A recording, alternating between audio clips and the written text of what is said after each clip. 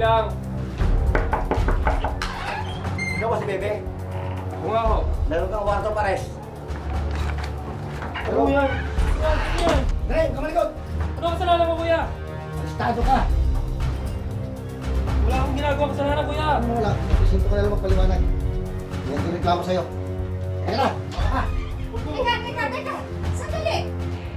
Ano ito? May reklamo dito. Robbery at hold up. Hindi totoo yan. Bitiwan mo ko, wala akong kasalanan. Ano nangyari dito? Hindi, inuhuli na niya sa mukha. Inuhuli si Pepe!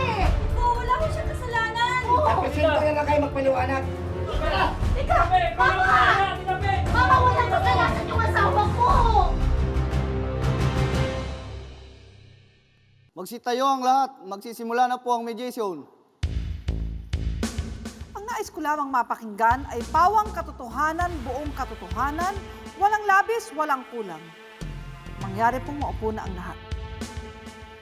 Ang nagrereklamo, ano ang iyong pangalan? Felera po. Ilang taon na? 37, Saan nakatira?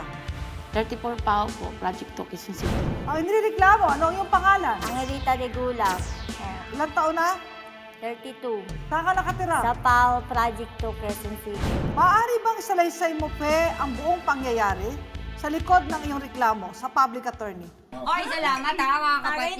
Bagay na. Ako, nabobor na ako dito. Mamatay yata ako mag-isa. Thank you ha. O, sino nagdala nito? Kami. Kami. Kasi kayo, kuripot kayo eh. Ay, hindi ko wala. Tagay.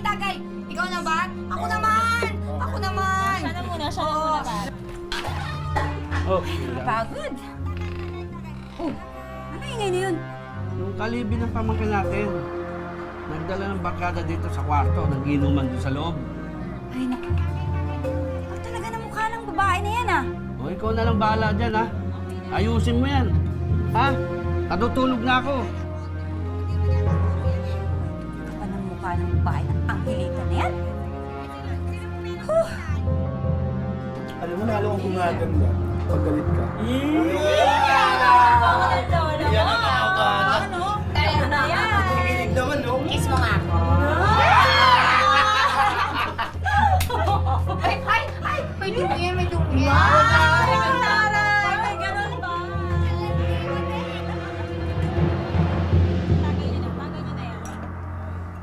Saan ba nakatira si Angelita tsaka ang kanyang anak? Sa bahay po namin, yung kwarto-kwarto po kasi bahay Sa namin. inyo, magkakasama kayo sa isang tirahan. Eh, Opo. sino-sino kayo doon sa bahay na yon? Yung kapatid po ng asawa ko po, mga kapatid po niya. Eh, si Angelita, anong trabaho? Wala po, lumalandi lang. Diskarte daw niya. Ano? Teka, lumalandi tapos diskarte. Ano ibig sabihin nun?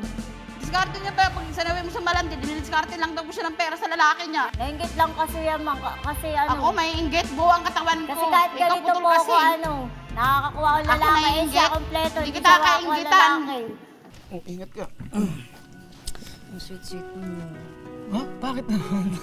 Wala lang. Mahal mo ba ako talaga? Mahal na mahal kita, promise. Napakaswerte ko naman.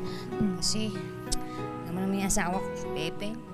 Oh, bakit? Pepeng na nga tawag ko sa kanya ngayon kasi kinalimutan niya na kaming dalawa ng anak ko eh.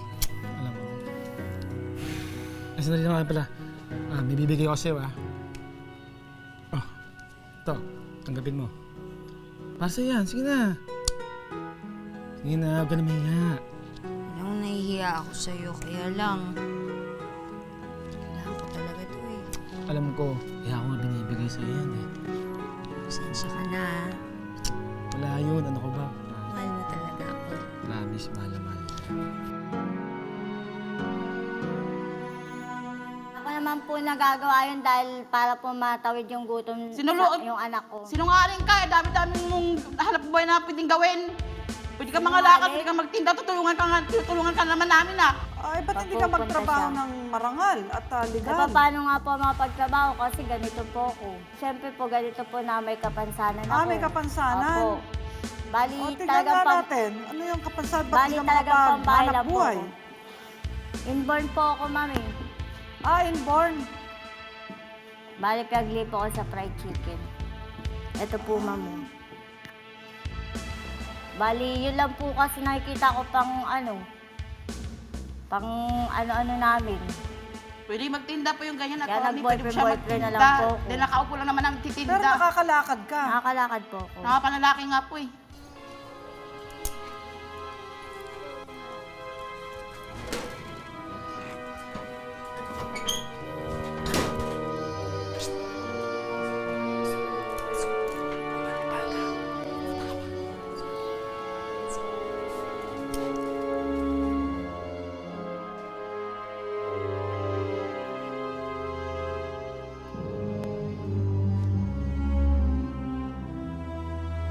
Minsan po siya sa bunutan niya.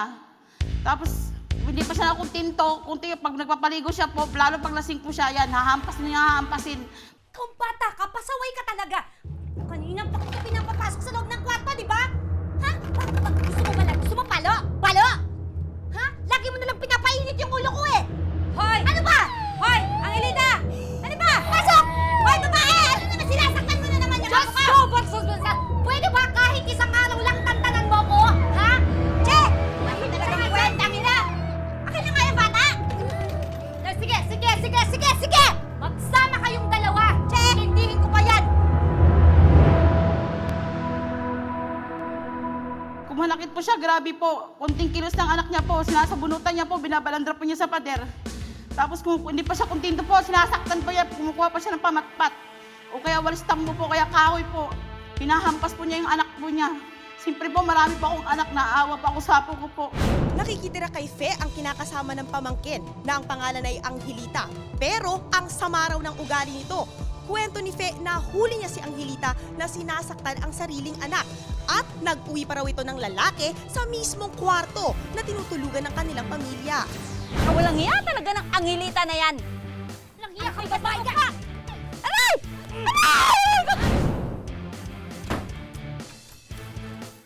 Bakit kailangan mo ilak tong pintuan? Na po ako nakadumi sa kwarto na yun hanggang sa yung tubig na binigay niya, yun na po yung pinanghugas ko sa ano ko, yun na rin po iniinom ko.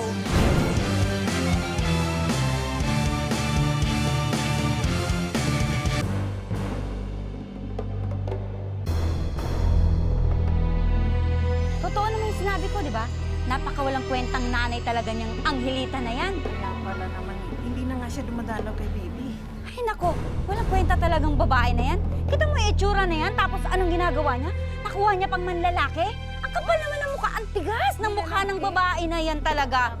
Ako, binibigyan ko naman ng pagkain, hindi ko naman ang pinababayaan yan eh. Pero anong ginagawa niya? Ganun pa ginaganti niya sa amin? Sa kapal ng mukha ng babae yan, walang hiya talaga yan. Napakawalang hiya talaga ng Angelita na yan. Walang hiya kang babae ka! Aray! Aray! Ay, katalaman! Buti nga sa'yo! Angelita kang babae ka! Walang hiya ka talaga! Ano ka walang hiya ba? Aray ko, tinungan niyo ako! Sige na, di ba kasi? Walang hiya mo talaga! Sabihin ko, walang hiya mo! Tingnan sa mukha mo! Ako pa nag-aalaga sa iyo! Pati ang anak mo, pinapakain ko! Tapos ganyan ka! Alam mo ka! Wala akong pakialam sa'yo! Walang hiya ka! Halika na! Gusto mo isa pa? Magyari na! Inutok pa kita! Walang hiya ka! Alam mo ka! Babae ka! Alenti ka!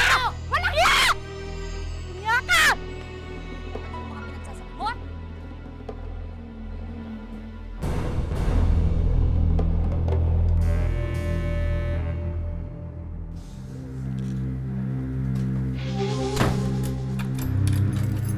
Hoy! Hoy! Bakit kailangan mo ilak tong pintuan? Hoy! Manahimik ka dyan! Nararapat lang sa'yo yan! Hoy! Buksan mo tong pintuan! Huwag ka maingay, ha? Lalo ko na po yung sa'yo! Ang bunganga mo sa akin! Buksan mo tong pintuan! Che! Buksan mo tong pintuan! Pintuan! Hoy! Kinulong niya po ako sa isang kwarto, binigay na lang po ako ng pagkain na Binigyan ka lang ng isang leksyon para araw. matuto ka. Bakit kailangan mo bigyan ng leksyon? Para Ano ba matuto ginagawa ka. ko Siyempre sa'yo? yung anak mo. Oh, ayan. Pagkain mo. Ayoko niyan. Gusto ko pakawalan mo ako dito. Bahala ka. Bahala ka sa buhay mo. Hoy! Yan kaya lang ang babae ka. Buksan mo yung pintuan! Hoy! Kailangan mo na ba ako dito? Bingi ka ba? Hoy!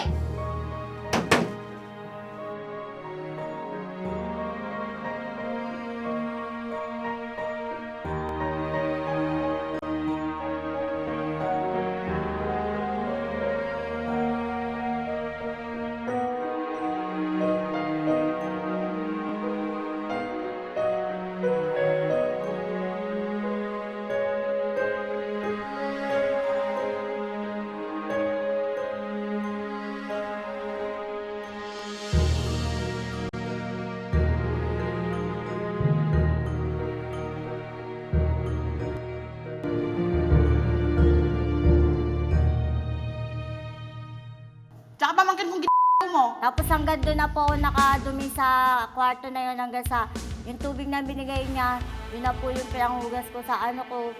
Yun na rin po iniinom ko. O, Tapos, mga 3 araw, dumating naman po yung kaibigan ko. Tapos yun, sabi ko, be, hanap naman ng ano dyan, yung pangbukas ng lock. Angelita?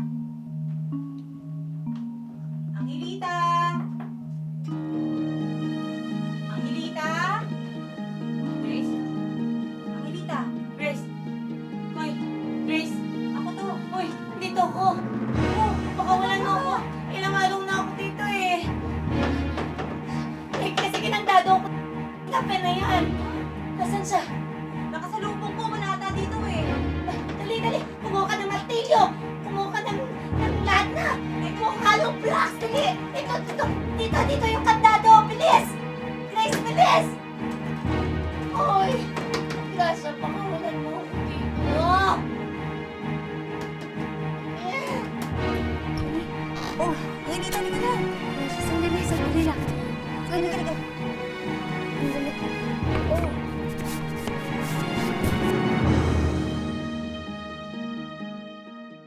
Depensa ng may kapansanang si Angelita, dinidisiplina niyang kanyang anak kaya niya nagawang saktan nito. At dahil nasa kulungan ng kanyang kinakasama, nagawa niyang makipag-boyfriend para magkapera. Ngayon, ano naman ang reklamo mo? Yung Slight pagkukulong illegal po sa detention. O, nilireklamo ka ngayon. Magpapalit kayo ng upuan. Angelita, asunto o areglo? Asunto po.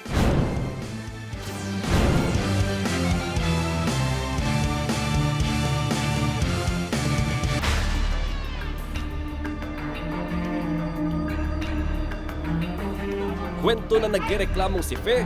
Walang kwentang ina at asawa itong si Angelita. Hindi lang daw nito basta pinapabayaan ng kanyang 2 taong gulang na anak, kundi sinasaktan pa.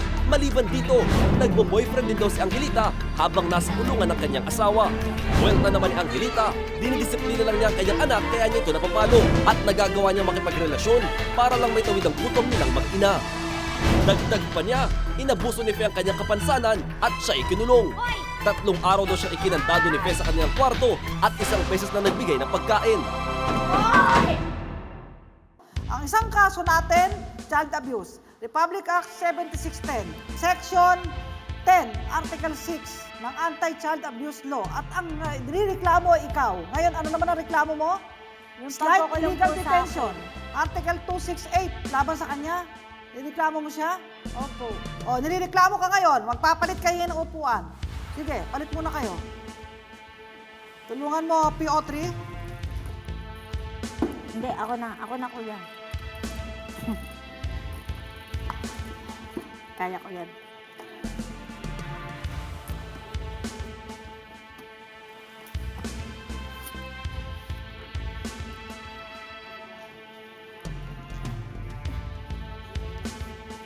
Angelita, bago ko dinggin ang iyong reklamo ngayon laban naman kay Fe, ay gusto ko ipatanaw sa iyo yung punto ni Fe na yung ginagawa mo di umano na pagtanggap ng mga bisitang boyfriend doon sa kwarto kung saan nakatira ka at yung anak mong 2 years old, di ba? At yung mga anak niyang maliliit din. Yun ay bahagi rin ng child abuse dahil sa Section 10, Article 6 ng Republic Act 7610, nasusulat din doon, bukod doon sa cruelty, pagmamalupit, mga neglect, pagpapabaya, anumang gawa ng isang nakakatanda o kahit nakakabata na maaaring makasira sa development ng isang bata. Ang development ng isang bata ay hindi lamang yung tumangkad, tumaba, lumusog, kundi may tinatawag na psychological, social, moral development ng isang bata. Kapag ang ginagawa mong bagay ay prejudicial sa child's development o psychological development, moral, spiritual development, child abuse pa rin yun. Nasusulat 6 years and 1 day up to 8 years ang parusa dyan. Pinagpalit ko kayo ng pwesto dahil sabi mo, nirereklamo mo siya dahil kinulong ka ng halos 3 araw. Tama? Opo. O, bakit naman ikukulong mo? Ano ka ba? Jail warden ka ba? Hindi po, binibigyan ko lang po siya ng leksyon. Pero balikan natin. Ngayon, inireklamo ka niya. Ano kaya ang nalabag mo, Aling Fe, sa pagkukulong sa kanya ng halos mahigit 3 araw? Wala po. Kinulong mo, diba? Kinulong mo.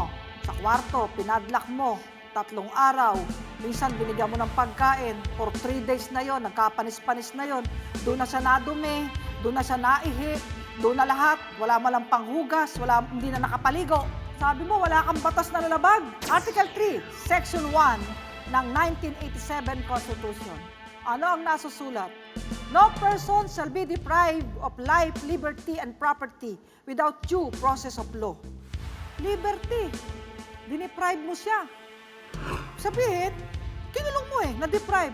Walang due process of law. Hindi mo naman sa kinasuhan. Wala namang hatol ng hukuman. Walang hearing. Kinulong mo. Nagpataw ka ng pagkakulong sa loob ng 3 araw. Violation yun ng kanyang constitutional right to be freed. Liberty. At nasusulat sa Revised Penal Code sa Article 268, yung krimen na slight illegal detention. Anong ibig sabihin ng slight illegal detention? Yung pagkukulong ng halos 3 araw, pero wala namang ransom money. Hindi mo naman tinakot, hindi mo intimidate, walang violence, kinulong mo. Ayan, pwede kang makulong. May parusa yan. Nasusulat sa Article 268 ay pwede kang maparusahan ng 12 taon at 1 araw hanggang 20 taon. Kaya sa kasong ito, maraming kaso. Ikaw may kaso, child abuse. Ikaw may kaso, slight illegal detention. Tatanungin ko na kayong dalawa. Ikaw muna, Angelita, asunto o areglo? Asunto po. Asunto? Para po hindi na po maulit yung ginagawa niya po sa akin. Na pagkukulong? Opo. Okay. Ikaw, Aling Pe, asunto o areglo? Areglo. Areglo? Anong areglo ang gusto mo? Akin lang po kasi para matuto lang po siya. Matuto siya mahalin yung anak niya. At ang asawa niya? O asawa niya. Areglo. Kukulong mo pa ba siya? Inunahan mo yung hukom Gusto ko lang po mangako siya na hindi niya na po gagawin sa akin po ulit yun. Mangako. Ulit! Asunto o areglo?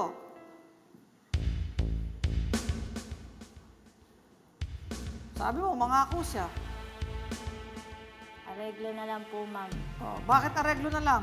Baka po sakali pong mangako po siya na hindi niya na gagawin sa akin. Pag ginawa niya uli, asunto. Asunto po. Yan.